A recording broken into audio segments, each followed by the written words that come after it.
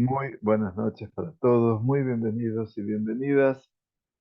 Comenzamos un ratito antes en nuestro Sheur de Perashat Shavua. Este año lo hemos dedicado al Malvim, al Jajam Meir Leibush Ben Yehiel Michel, que vivió en el siglo XIX, mediados del siglo XIX. Un comentarista muy especial. Yo pienso que el mayor destaque del Malvim es en todo, por supuesto, está en los Nevi'im, está en la parte de los profetas. Y sin embargo, en la Torá se manifiesta ese conocimiento tan profundo que tenía el hombre de todo lo que es el Tanaj. La cantidad de citas que trae del Tanaj y de la Gemara después, y también del Talmud Babli, hacen que realmente estemos delante de un personaje de profundos conocimientos. Aquí lo que hoy trajimos para compartir en nuestro Sheur es solamente una mínima parte de lo que es un perush de él, que es muy extenso, por supuesto, pero bueno, nosotros tenemos que ser en este caso selectivos y no podemos sino mostrar eventualmente una parte de lo que es él para que tengamos la posibilidad de estudiarlo.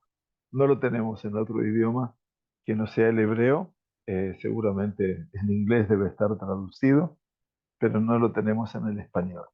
Así que bienvenidos al estudio de Perashat Shavua con nuestro Malvim y por supuesto que les damos las gracias de que puedan distraer un rato de vuestro tiempo y permitirnos estar junto con ustedes y estudiar en esta víspera prácticamente de Shabbat. Muy bien, entonces el Malvim que vamos a ver hoy son casi dos versículos, casi. No lo terminé todo porque era muy extenso y la verdad que el tiempo hoy no nos daba para terminar todo, pero estamos en el capítulo 3 del libro de Shemot, en Perashat Shemot, donde vamos a verlo a Moisés ante una experiencia inusitada, insólita, y que es la famosa visión de la zarza ardiente, del Sene Aboer. El pasaje inicial del capítulo 3, para que todo el mundo tenga a mano el comienzo de ese capítulo, el versículo inicial dice, en cuanto a Moshe, pastoreaba las ovejas de Itro, su suegro, sacerdote de Midian. Él condujo a las ovejas en pos de pasturas y llegó hasta el monte de Elohim, Joreba, o quiere decir a Horeb. Prestemos atención a la presentación del capítulo y entonces lo único que tenemos que aclarar para las personas que tal vez no lo tengan muy presente, Moisés había nacido en Egipto, vivió en Egipto una buena parte de su vida, pero lo vemos ahora en donde, pastoreando ovejas de Itro. Itro está en Midian, una comarca hacia el noreste de Egipto, lejos, distante. Es un pueblo que es errante, el midianita. ¿Y qué hace Moisés ahí en Midian? Moisés se tuvo que escapar de Egipto. ¿Por qué? Porque Moisés mató a un egipcio y eso lo obligó a profugarse porque después sus hermanos dieron a conocer que Moisés había sido el asesino y el faraón lo quería matar. Y por lo tanto, Moisés tiene que dejar la paz, comillas, de Egipto para ir ahora a otra localidad, una localidad muy diferente, donde se conecta con Itro. Itro es su suegro, o sea que ya había casado, se había casado con la hija mayor de Itro, llamada Tzipora, y este Itro era sacerdote de Midian, sacerdote Cohen Midian, y Midian era un pueblo completamente idólatra.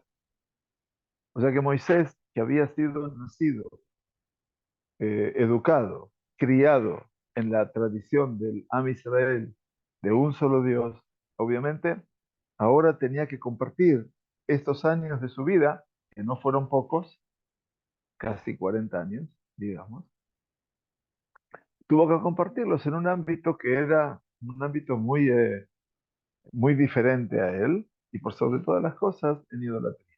Pero también él se ocupa de qué? De ser pastor de ovejas. Creo que el ser pastor de ovejas es una de las tareas más normales para las personas en la escuela bíblica.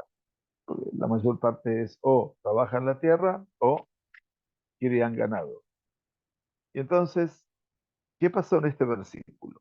Este versículo nos dice, en cuanto a Moshe, pastoreaba las ovejas de Yitro, su suegro, sacerdote de Midian. Con esta información ya recorrimos parte de la vida de Moshe. Ya sabemos qué le pasó, dónde nació, por qué se tuvo que ir, a dónde está ahora. A nosotros nos alcanza con esto. ¿Para qué la Sagrada Torá dice, él condujo a las ovejas en pos de pasturas y llegó al monte de Elohim, a Joreb?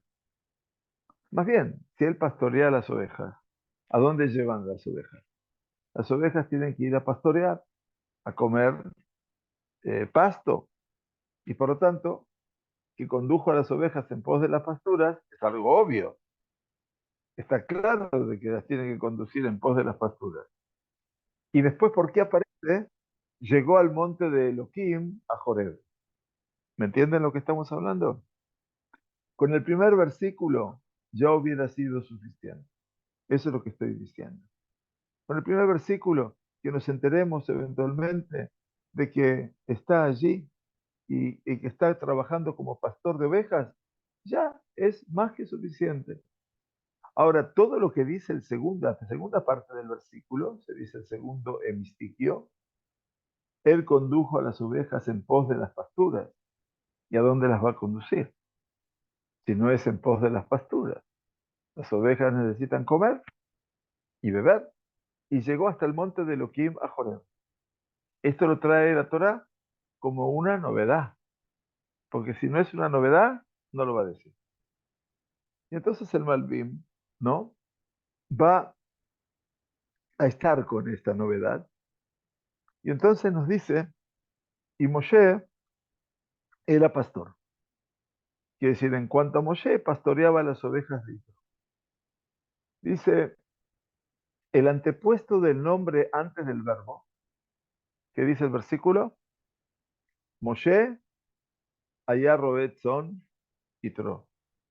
El anteponer el nombre antes del verbo, Moisés a pastorear, hasta ese punto se fija el Malvim, ¿sí? Porque podría decir, ¿sí? Y pastoreaba a Moisés las ovejas de Yitro. Pero dice, en cuanto a Moisés, pastoreaba las ovejas de Yitro. Esto es un detalle que el Malvin pone atención y dice, el hecho de anteponer el nombre antes del verbo indica que se continuaba del anterior, que cuando Dios se acordó de su pacto y accedió a redimirlos al pueblo judío, la Geulá, el final del capítulo 2, él se encontró entonces a Moisés, que estaba listo para esta gran cosa.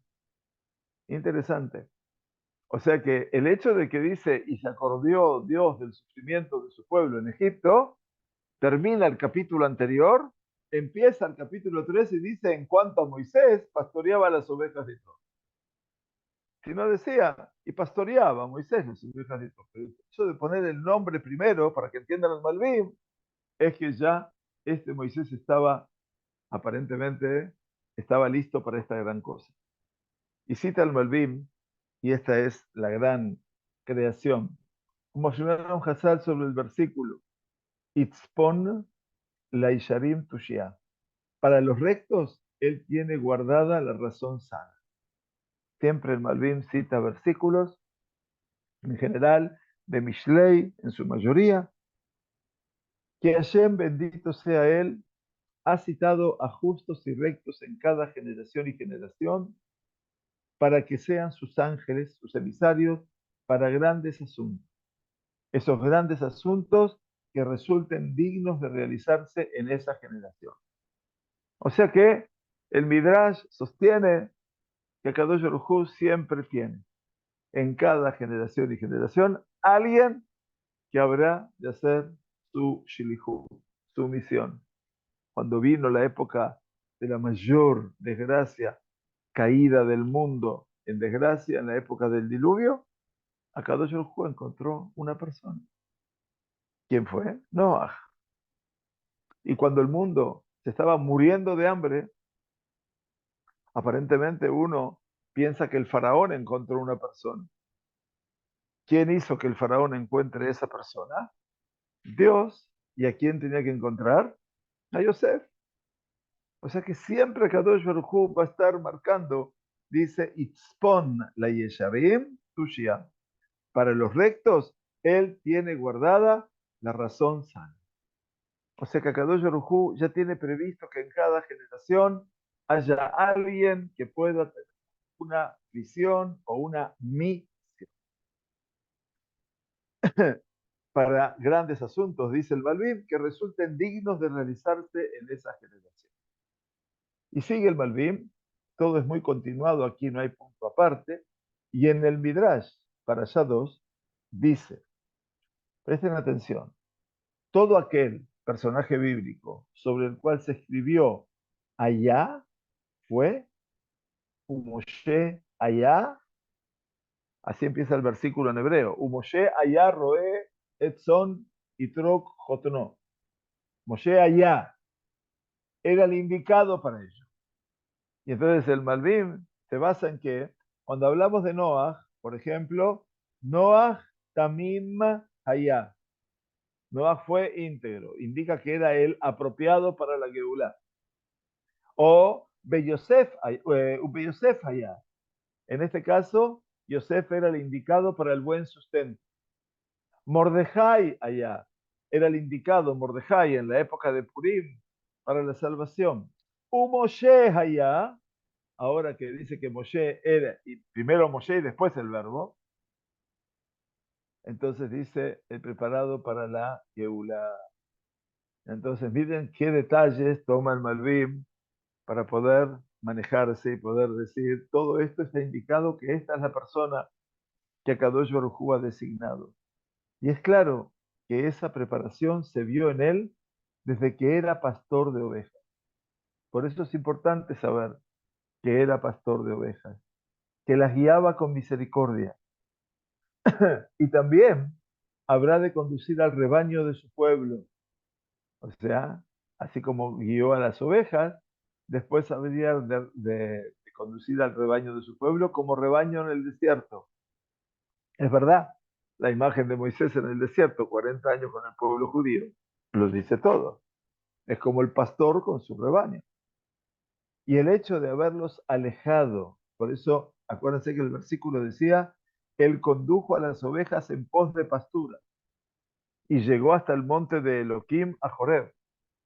Yo les preguntaba hace 10 minutos, 5, ¿por qué dice eso? ¿Qué me importa a mí que la llevó aquí, que la llevó allá?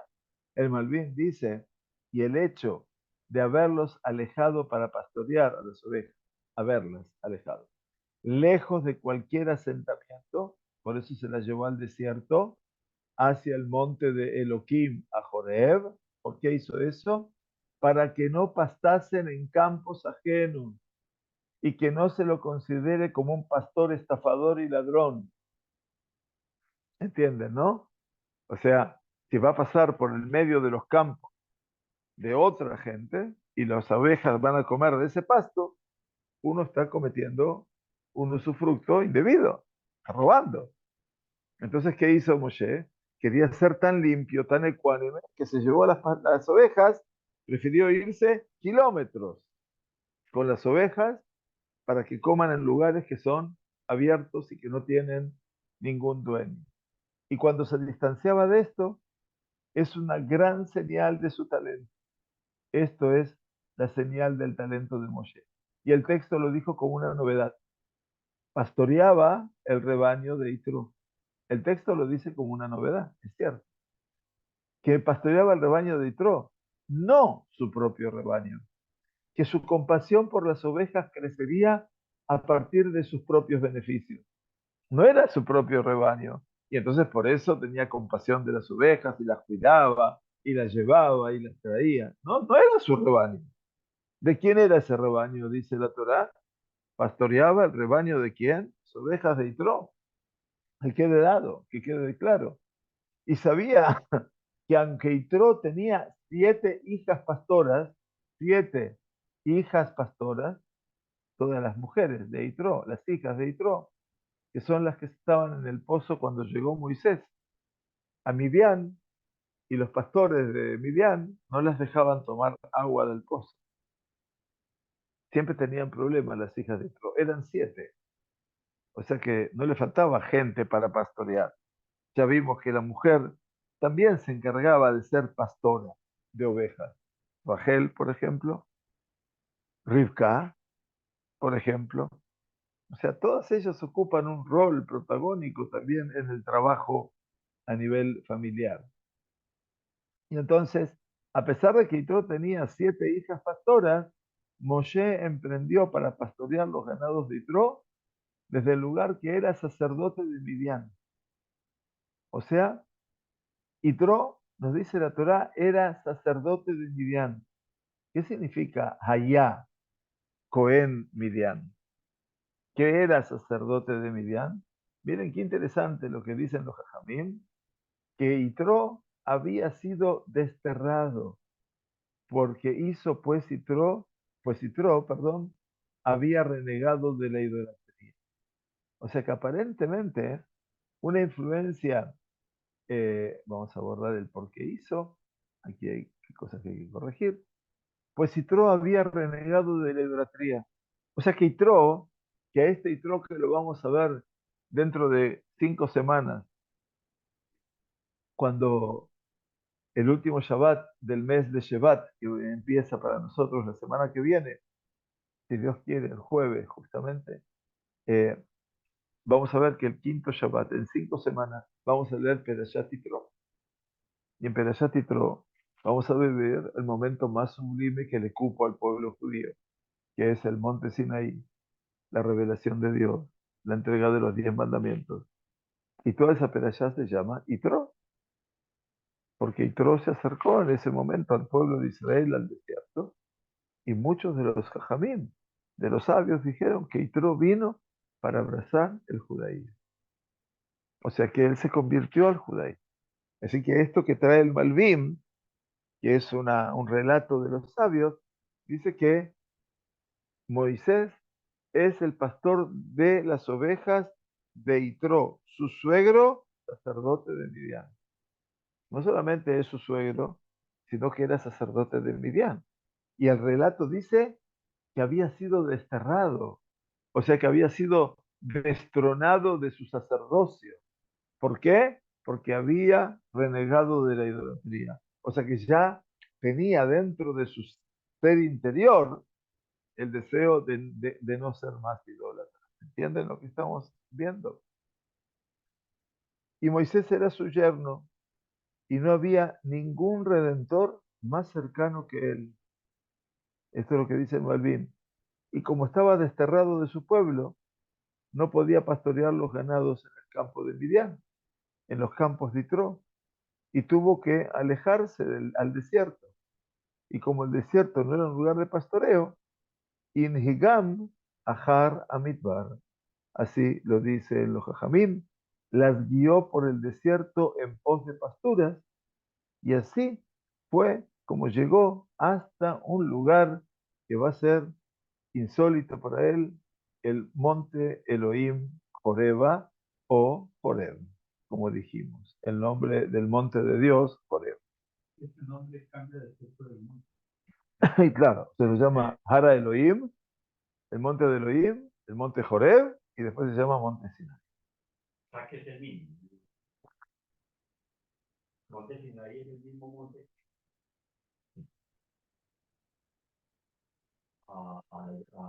¿Qué? El monte Sinai, Najón. Acá, ahora estamos ahí, en el desierto, nomás en este monte. Por eso. Joreb y también Hara Elohim. material ahí, ¿sí?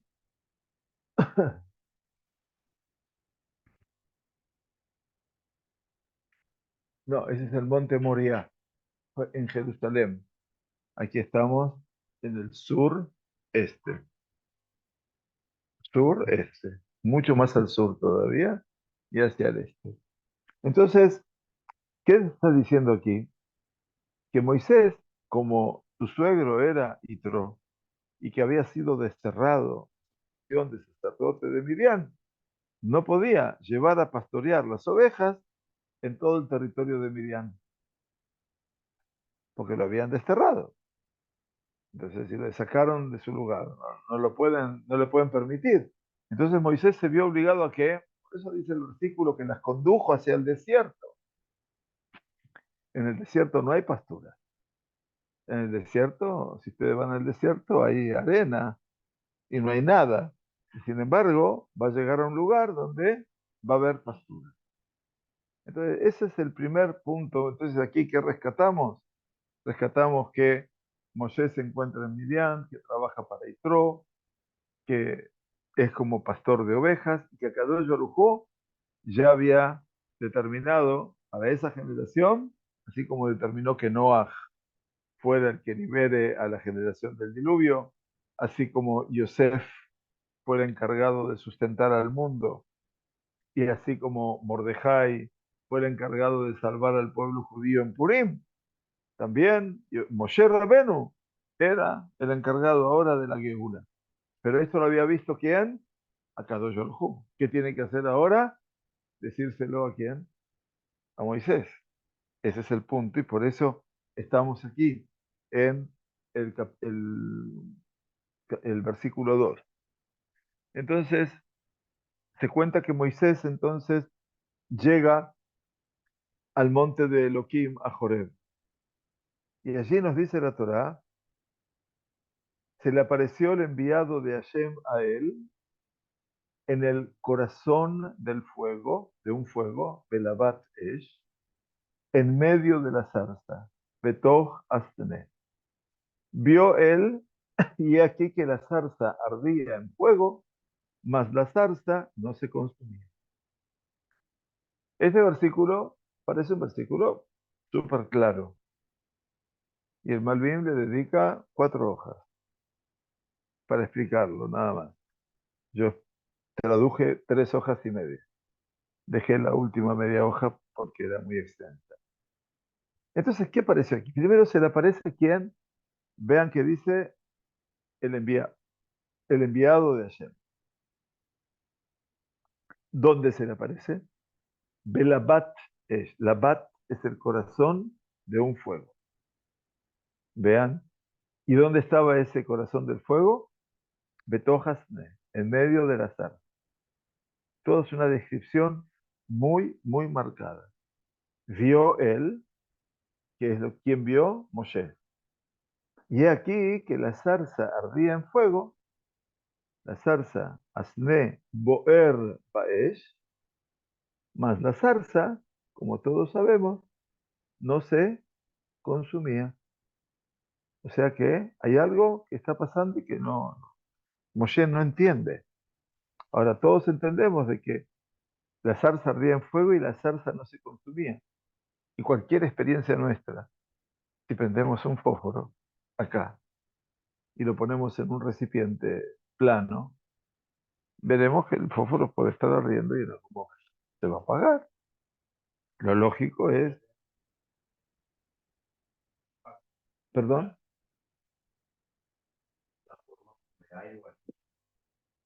inclusive un arbusto también se termina de quemar. Si una planta se quema, se apaga el fuego, no es que sigue el fuego revitalizado. Entonces el Malvim tiene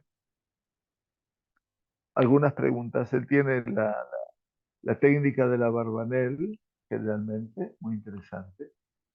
Y entonces las preguntas que hace son, si según la explicación del comentarista, de acuerdo a los comentaristas que él son sus contemporáneos o del pasado, ¿no?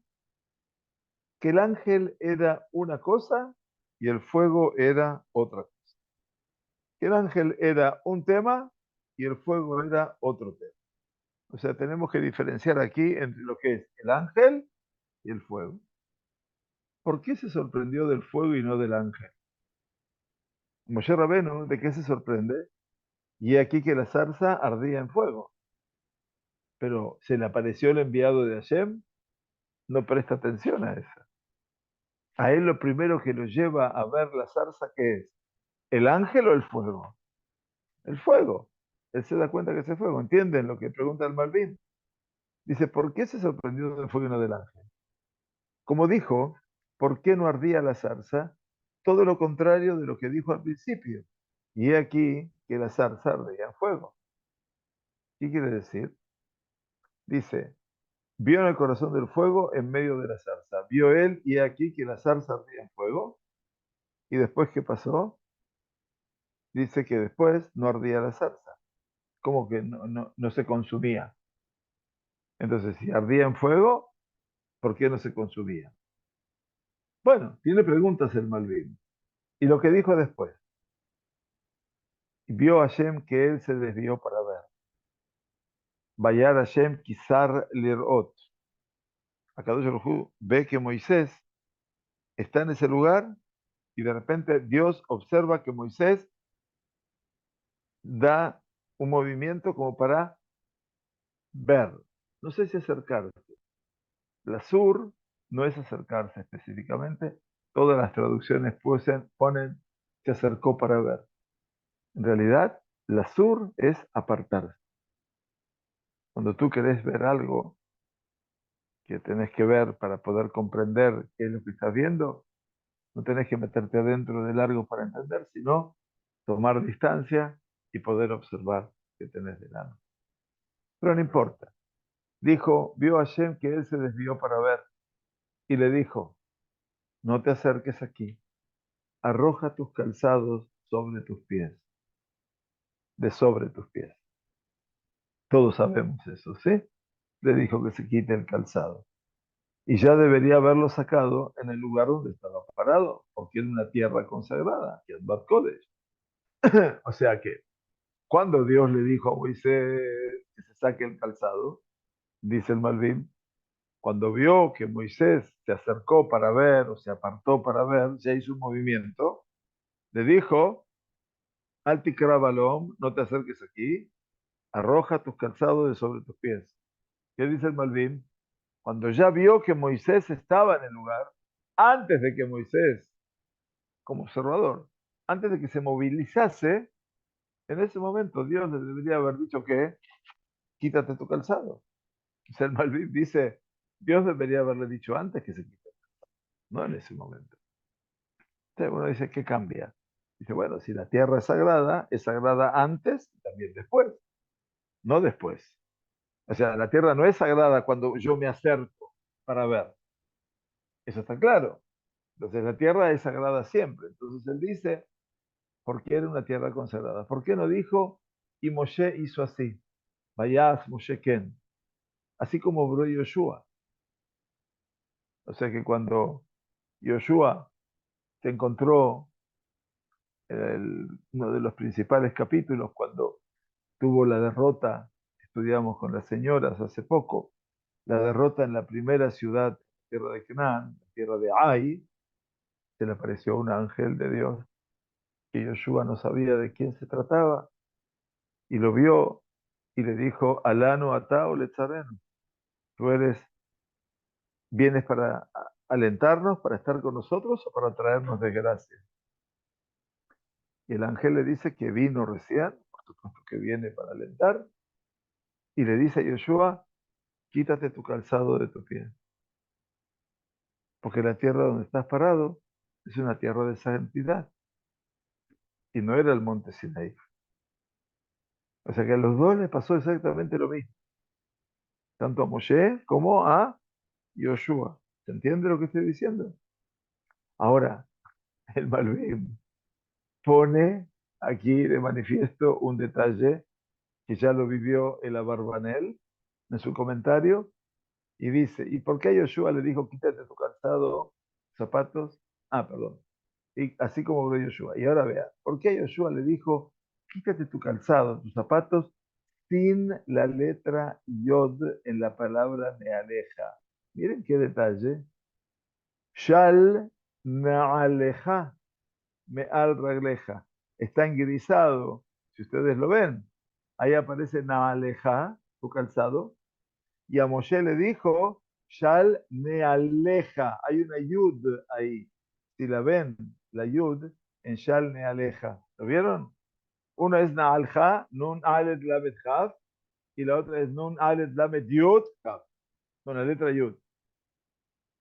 Y lo que dijo después, yo soy el Dios de tu padre, debería haber dicho, no soy el Dios de tu padre, soy el Dios de quién? No, de vuestros padres, como de tu padre nada más. Como no lo explica después el Malvim esto, les cuento lo que dice la Barbanel. La Barbanel dice algo muy importante. Moshe Rabenu, dice la Barbanel, fue, no está en la explicación, yo se lo voy a decir. En la Barbanel dice, Moshe Rabenu, respondiendo a esta Yud, fue ordenado de quitarse los dos calzados. Nealeja, Anaalaim Shelja. Naalaim Shelja. Tus dos calzados. Naalaim son zapatos, los dos. A Yoshua le dijo Shal Nealeja. Naalja es Anaal Shelja. Naal es un zapato. Hay que entender el hebreo. Naaleja, Anaalaim Shelja, plural. Naalja, Anaal Shelja.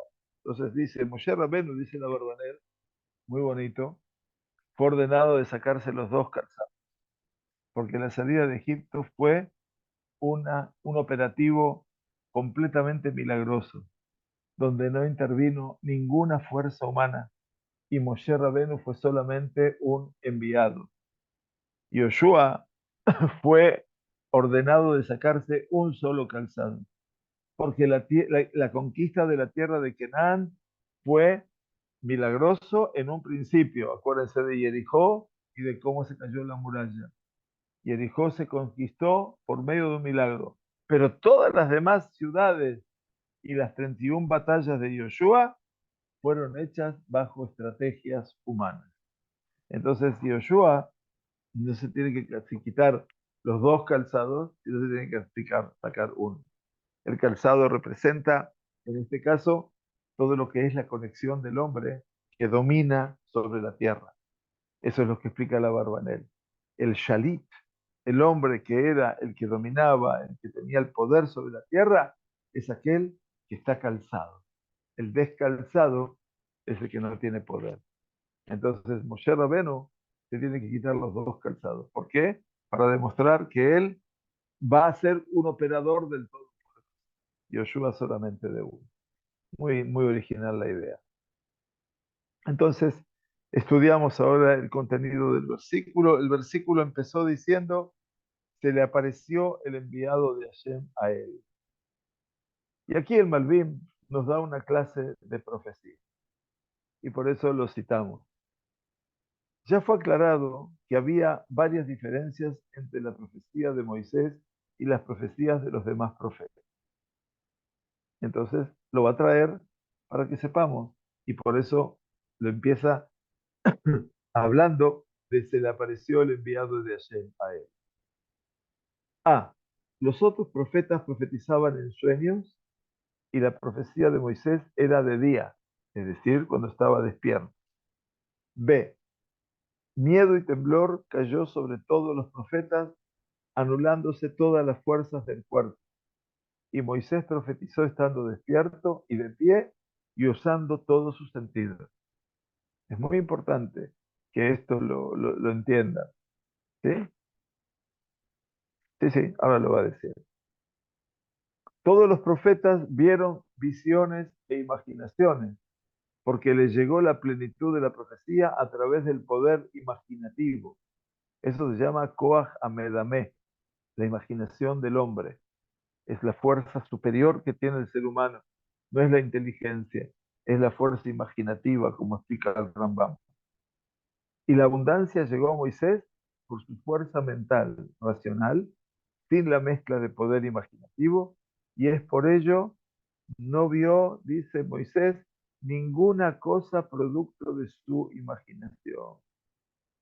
Y como lo expresaron Hazar en el Midrash, ¿cuál es la diferencia entre la profecía de Moshe y la profecía de Bilam? Está comparando al profeta de las naciones, a Bilam, que quiso maldecir a Israel y no lo logró. Moshe no sabía quién le hablaba. Presten atención. Bilam sí lo sabía, porque Moshe no vio nada imaginativo y por ello no sabía quién le hablaba.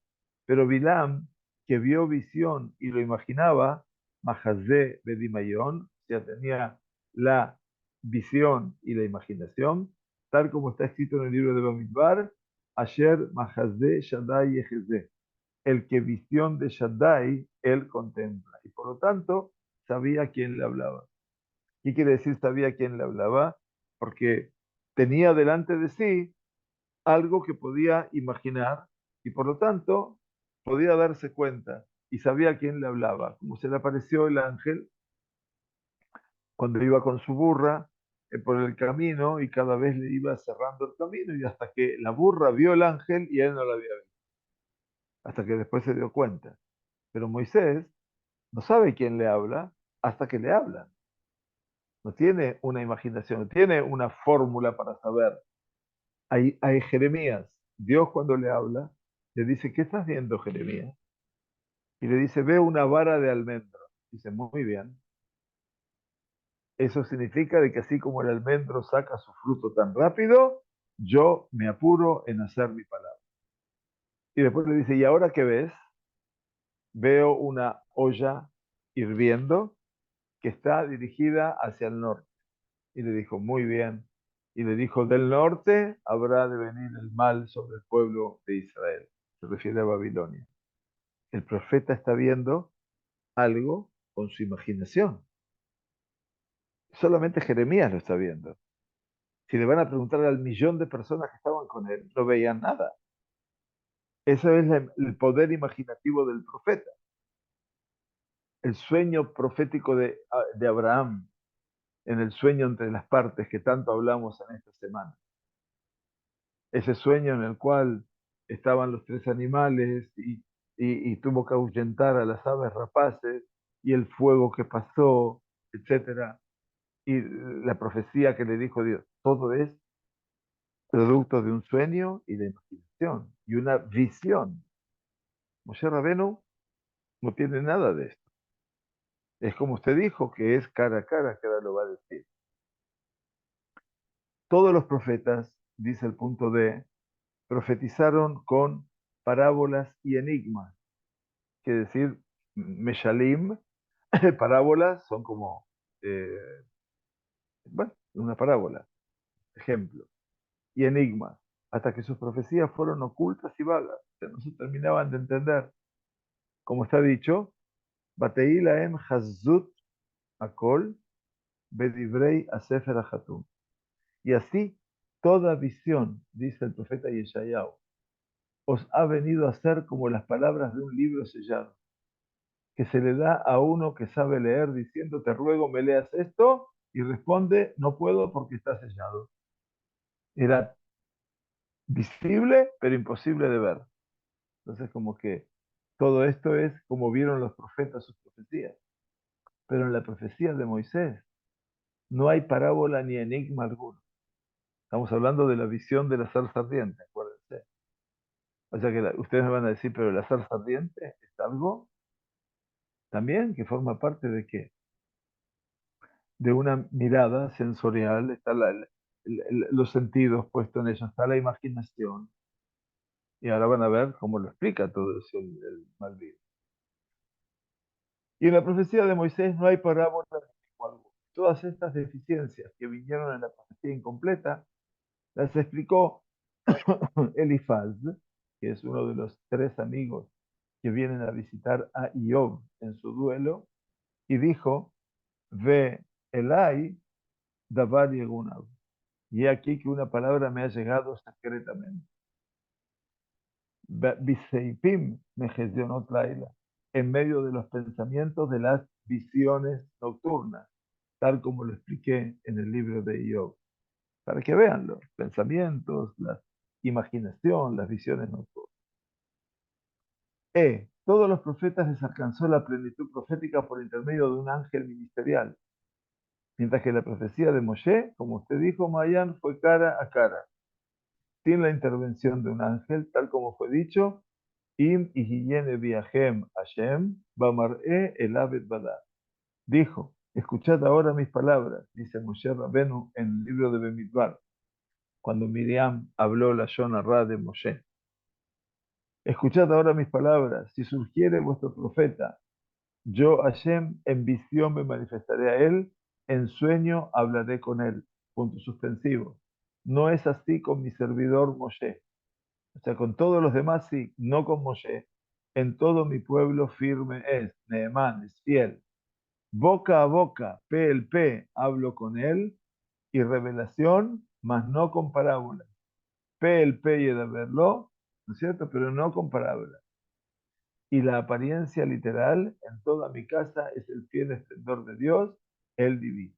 Todo esto está en Bemidbar, tal como lo he explicado allí. O sea que aparentemente Moshe es súper diferente a los demás profetas.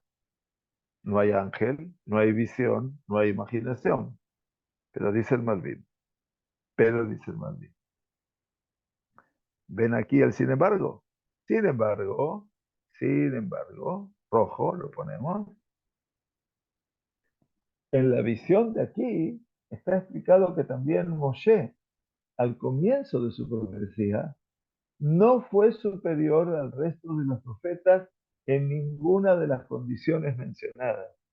O sea que estamos en qué estadio de la profecía de Moshe? Estadio 0. Después va a ser el más grande de todos. Pues si bien su profecía fue estando en la plenitud de sus facultades y las fuerzas de su cuerpo no fallaron, simplemente se mantuvo de pie, usando sus sentidos sin miedo ni temblor alguno. En todo esto, además de las demás cosas, aún no había ascendido a lo más alto. Todavía le faltaba crecer. Y por eso dice, el ángel de Dios finalmente le alcanzó una palabra. Como está escrito, se le apareció el enviado de Hashem. ¿A quién? A él. ¿Quién es él? A Moshe, exclusivamente. Y siempre está escrito, y se le reveló a él Hashem, o bien, se le reveló a él el ángel de Dios. Pero aquí, a él, aparece al final. Se le apareció el enviado de Hashem a él. Miren los detalles que toma el Malvim. No dice, y a él se le apareció Dios. Dice, y Dios, el ángel de Dios se le apareció a él. ¿Dónde está él a él? Al final. ¿Y eso qué quiere decir? Porque he aprendido del libro Ayelet HaShahar, regla 187, que en todo lugar lo novedoso está en la palabra Elav, a él al final.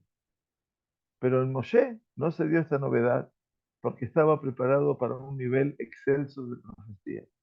Y el hecho de que el ángel se le apareció a él, se le apareció el enviado de Hashem, así dice, era porque era merecedor que su profecía no fuese por medio de un ángel, y esto, en segundo lugar, es porque vio una visión y una cosa imaginable, porque el ángel se le manifestó en donde, Belabat Esh mitohasne, en el corazón del fuego en medio de la zarza. Se le apareció el enviado de Hashem a él en el corazón de un fuego en medio de la zarza. Y no se debe explicar que el fuego era una cosa, y se acuerdan que el primer comentarista había dicho que el fuego era una cosa y el ángel estaba dentro del fuego. Porque de ser así, ¿por qué Moshe se sorprendió tanto por la visión del fuego y no por el ángel en sí mismo? Si no debemos explicarlo, que las llamas del fuego eran el ángel mismo, él, no en el ángel mismo. Las llamas del fuego eran el ángel mismo, dice el Malvin. Y así está escrito en el Midrash de Job, que a veces el santo bendito él hace sus ángeles del fuego y otras veces antorchas, y otras veces rayos. Y Eliahu, el profeta, se sentó debajo de la retama del Rotem, y he aquí que un ángel lo estaba tocando. Es decir, que el mismísimo ángel se mostró como una retama, así como lo expliqué en aquel lugar. Y así lo escribió también. Miren qué versatilidad. En la Guía de los Perplejos, parte 2, se refiere, por supuesto, a Maimónides. Todo te puede citar este hombre. Retama es como una enredadera, toda una cosa de un árbol que tiene una enredadera y que cubre todo. Entonces, de repente, algo que puede incendiarse fácilmente. Es el Rotem. Y así lo explicó Maimónides, que muchas veces hallarás que los profetas divisan ángeles como si fueran hombres, así como otros ven fuego. Y se le apareció, no se le pareció, se le apareció. Es todo traducción, entonces a veces nos comemos alguna letra. Y se le apareció el ángel de Hashem a él en el corazón del fuego. Quiere decir que el fuego es el ángel mismo, porque dice el libro de Teirim, Malahab, dice, Esh Loet, sus ángeles como emisarios de fuego. Beshartav Esh Loet, perdón, dice el libro de Teirim. Y en tercer lugar, que esta profecía le advino como una parábola y un enigma, porque vio él, y he aquí que la zarza ardía en fuego, que la zarza ardía en fuego, mas la zarza no se consumía, que es una parábola y un acertijo y que todavía los comentaristas no están de acuerdo con la moraleja de él. Y esto es lo último. Y debemos decir que hay una diferencia en el lenguaje entre los verbos dalok, leadlik ner, por ejemplo, encender una vela. Dalok es el verbo dalok. Ba'er, que es incendiar, le ba'er. Y ahol, que es consumir, comer. Donde dalok indica el comienzo de prender fuego en algo, como encender una vela o un palillo. Ba'er indica que el fuego se propaga a través de la cosa que está encendida. Y ahol indica que la cosa se destruye y se convierte en ceniza. Y por lo tanto, lo que dice que la zarza ardía en fuego, quiere decir que el fuego se extendió y se apoderó de la zarza, solo que la zarza aún no se había destruido para hacerse ceniza. Y por ello se asombraron todos los comentaristas de por qué Moshe se preguntó por qué no abraza la zarza. ¿Acaso no vio que estaba boer ardiendo? Más bien debería haberse preguntado, Madúa lo yeujal, ¿por qué no se ha consumido?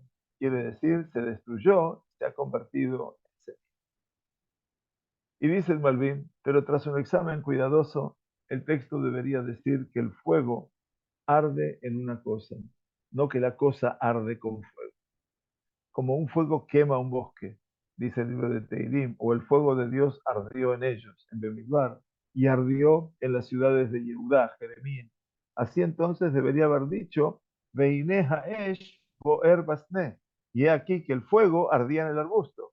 Pero ¿qué dice? Veineja Sne Boer Baesh. Dice al revés, la zarza arde en el fuego.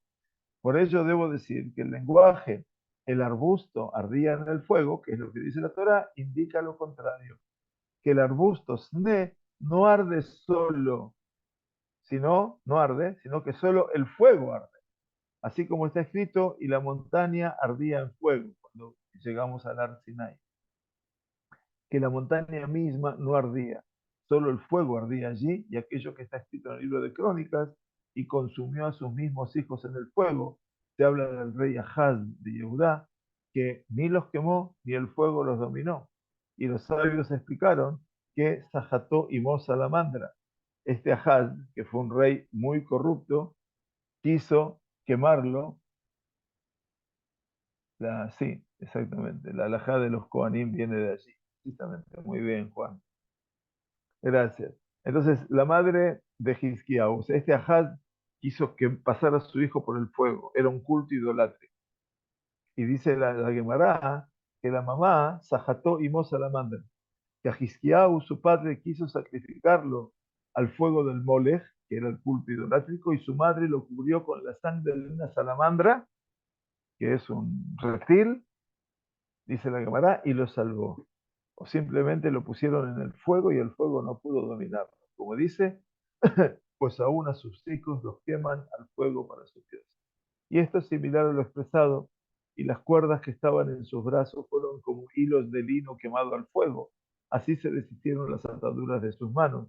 Y esto se refiere a Shimshon en el libro de Jueces. Incluso si el fuego no arde en él mismo, solo que lo huele y está cerca de él, lo hará desvanecerse e irse. Pero vino la expresión que ardía en el fuego, a pesar de que el fuego no ardía en ellos. Y ahora Moisés se preguntaba por qué la zarza misma no ardía y solo el fuego ardía y no obraba en ella. Y los sabios dijeron, el rey Menashe juzgó y acusó de muerte al profeta Isaías. Y le dijo, Moshe tu maestro dijo, no podrá verme el hombre y seguir con vida. Y tú dijiste, he visto a Hashem. Bueno, y después lo que sigue es obviamente el final. Pero ¿es esto una dificultad? Se preguntan los sabios. Dice, no, aquí Moshe es una aspaklaria meirá, una visión iluminada y clara. Y aquí Isaías era una visión no iluminada. Moshe, que vio con aspaklaria meirá, Moshe que vio con esa visión iluminada, no necesitó hacerlo a través del poder de la imaginación, solo que la plenitud, la abundancia profética pasó por encima del poder de la mente, no vio cualquier espectáculo o imaginación, pero Yeshayahu, a través del cual el efecto profético pasó sobre él por medio del poder especulativo e imaginativo, y solo pudo percibir por medio de pantallas, vestimentas y ventanas, que son las fuerzas de la imaginación y del mundo material. Él cree que estaba viendo una visión e imaginación. Él piensa que estaba viendo a Dios, pero no era que lo vio a Dios. Y así fue el grado de la profecía de los patriarcas y de todos los profetas, excepto Moisés. Como está escrito al comienzo de la perashá siguiente, Baerá, yo me aparecí a Abraham, a Isaac y a Jacob por El Shaddai, empero mi nombre Hashem, no me he dado a conocer a ellos. Esto entonces aquí termina una parte, por supuesto, de la explicación del Malvin, casi el 90% de la explicación, pero que habla obviamente de una gran diferencia que existe entre Moshe y los demás profetas, y él aprovecha para mencionar toda esa gran diferencia. Muy bien, casi con la última gotita de batería. Que estemos bien, Shabbat Shalom, Ubaraj. Muchas gracias por acompañarnos y buen Shabbat para todos.